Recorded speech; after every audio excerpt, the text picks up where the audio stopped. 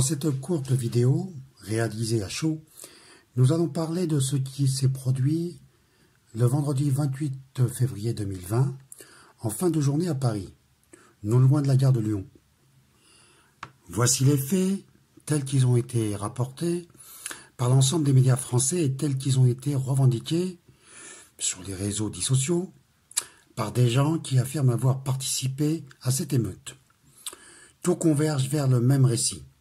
Des Congolais, originaires de la République démocratique du Congo, c'est-à-dire de l'ex-Congo belge, ont fait savoir qu'ils allaient empêcher un artiste congolais vedette de la rumba congolaise de se produire dans une salle de spectacle située à Bercy, tout près de la gare de Lyon.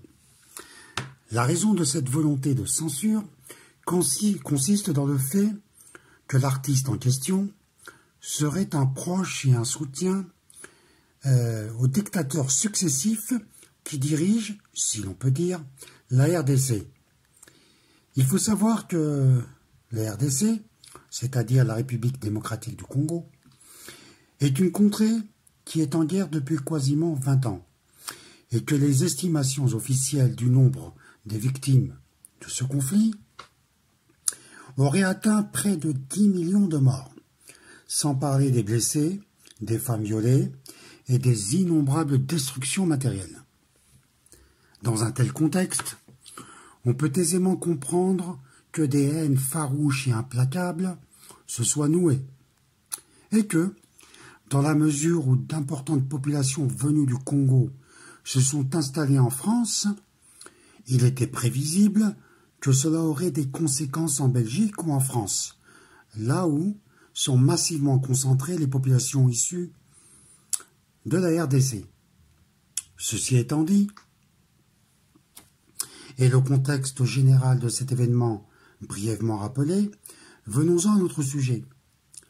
Comme nous l'avons dit plus haut, l'identité des émeutiers ne fait aucun doute. Ce sont des Congolais.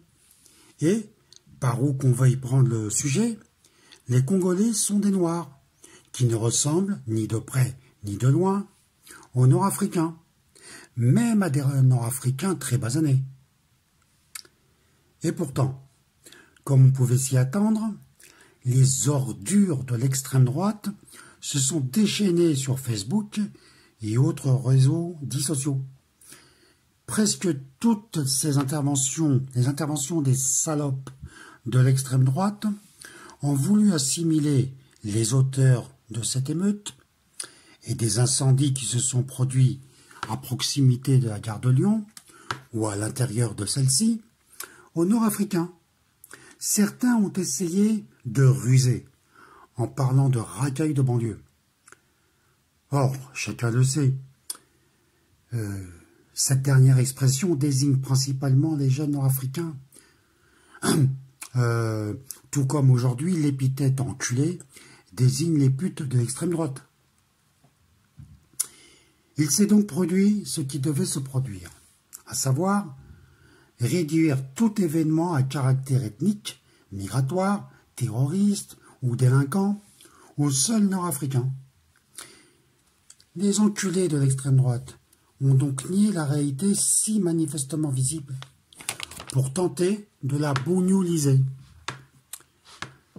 Mais la bonne nouvelle consiste dans le fait que les dénégations, les falsifications et les mensonges de la NEOS ne sont pas et ne seront pas à l'avenir en mesure de dissoudre le réel. Et fort heureusement, ce dernier va leur revenir dans la gueule de manière toujours plus violente.